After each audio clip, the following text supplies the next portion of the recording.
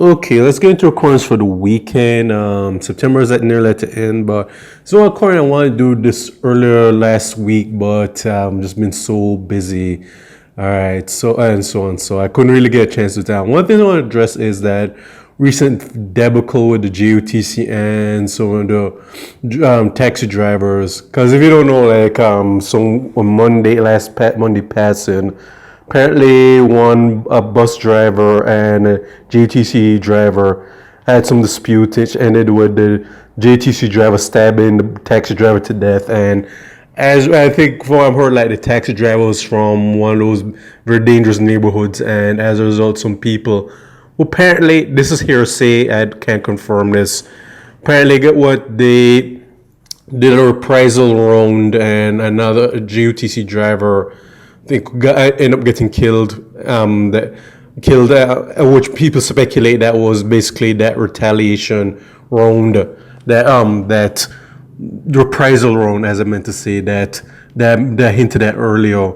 So as the JTC was drivers on basically on a vacation, put this way, a safety fear for their safety type vacation. So they didn't really show up for until Thursday, and so basically with the bad weather, it was basically hell for anyone trying to get home. All right, yeah, does just say that a lot of taxi drivers, who due to the weather and again with this going on, let's say they're the only ones making it private because JUTC drivers basically did a ghost and didn't show up to Thursday and so on. So what? And the thing is, I know people are wondering what happened to the driver who murdered that taxi driver. Apparently, they're not releasing his name, but he's apparently in custody. So apparently, with that revelation, apparently the retaliation, the fear of reprisals has ceased, because they're basically if the allegation is true that some people were trying to get revenge on the JTC drivers, even though it was one particular one that did that, they basically should have put down the gun, knowing that the parent culprit, is behind bars. So what I think of this so far,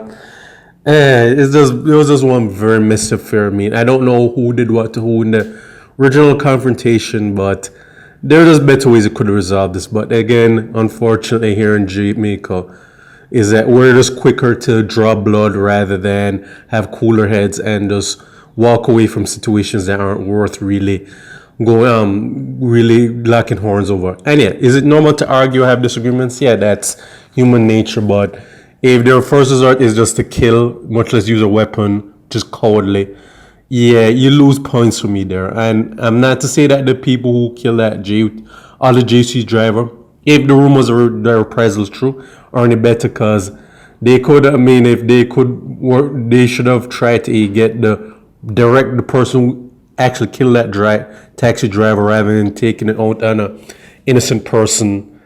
All right, because again, there's just there's just all of this could have been avoided if if everyone just kept a cool head. But again, here in Jamaica is when violence and no moral accountability is encouraged, this is the end result, because there should have been no way this could have happened. All right, they shouldn't have gone to this. All right, but again, this is just a very painful matter. What happens when no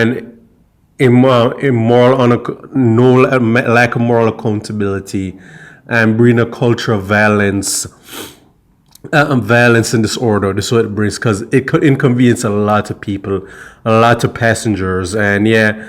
And like all those JTC drivers who had nothing to do with this, all of them had to fear for their safety. Because I'm sure there was a point where they think adding extra security to these for the JTC drivers. Like, I won't say what those details would be, but as of that, they have to be looking over the shoulders more and more at this point. But again, this whole thing could have been avoided. Again, I don't know what started, but this is an example of what happens when you don't have a culture of moral accountability and you're letting violence be the only resort to solve problems that don't even need